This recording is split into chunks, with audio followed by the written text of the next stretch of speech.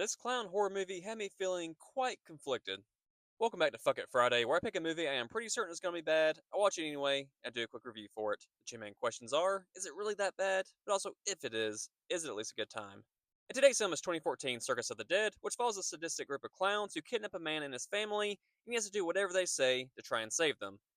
Even with the oversaturation of evil clowns, ringleader Papa Corn, in the middle here, was a figure I will likely never forget because he is utterly disgusting and terrifying.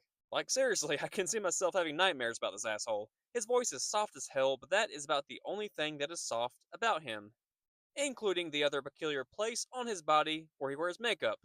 I'll leave that there. But he is a horrifying and unpredictable villain. As far as my final positives, I would say the core acting is actually okay for a low budget venture, but outside of the effectiveness of the intimidation factor of the villains, I did not like how they handled this movie from a writing standpoint.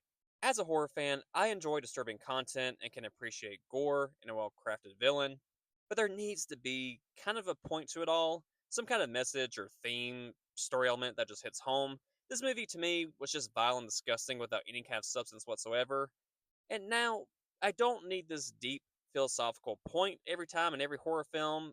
I get, for example, like many slashers like substance, but when the movie feels like a slightly higher production snuff film, it just starts to feel like I'm watching some sick guy's dark twisted fantasy and no more.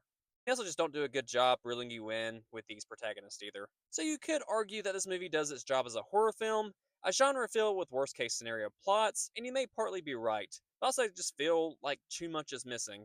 Shock factor is not enough by itself because there was no real tension in this movie. The villains are too polished, other characters too stupid, and you could see the ending coming from a mile away. Continuous torture for the sake of continuous torture and no more does not do anything for me, and outside of a few solid performances and decent gore effects, it feels like that's all this movie had to offer.